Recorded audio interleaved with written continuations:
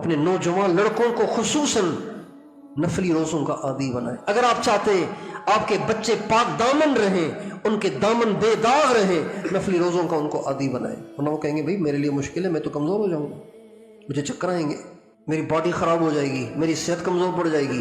بچوں کو عادی بنائیں اس کا، کیونکہ شادیاں ہم نے اتنی مہنگی اور مشکل کر دی ہیں، اتنی شرائط اور پابندیاں اور قوائف لگا دیے ہیں کہ شادی بھی جلدی نہیں ہو پاتی۔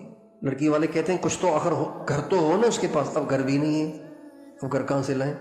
بھئی کمرہ تو ہو کم از کم سیپریٹ، وہ بھی نہیں ہے، اب بتائیں کہاں جائے یہ نوجوان؟ شادی بھی نہیں ہو رہی، کمرہ بھی پاس نہیں ہے۔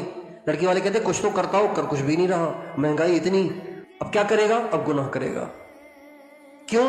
مجبور ہوں، کیا کروں؟ نہ میرے پاس گھر ہے، نہ میرے پاس کر روزگار ہے، میرے پاس تو کچھ بھی نہیں ہے، میں کیا کروں؟ ماں باپ نے نفلی روزوں کا عادی نہیں بنایا اسے۔ ہمارے نبی کو فرماتے ہیں نفلی روزوں کی پابندی سے شرمگاہ محفوظ ہو جاتی ہے اور نگاہ جھک جاتی ہے۔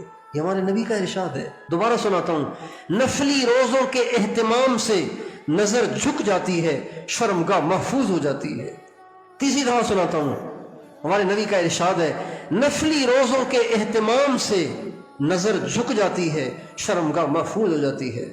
فَإِنَّهُ أَغَضُّ لِلْبَصَرِ وَأَحْسَنُ لِلْفَرْجِ، اس لیے کہ اس سے نظر جھک جاتی ہے۔ اغض للبصر، سب سے زیادہ نظر کو جھکانے والی چیز وہ نفلی روزے ہیں۔ اغض للبصر، سب سے زیادہ شرمگاہ کو محفوظ کرنے والی بات وہ نفلی روزے ہیں۔ تو یہ موسم ہے، اس میں آسان ہے، یہ موقع ہے، اس کو غنیمت جانیں، نفلی روزوں کی عادت ڈالیں۔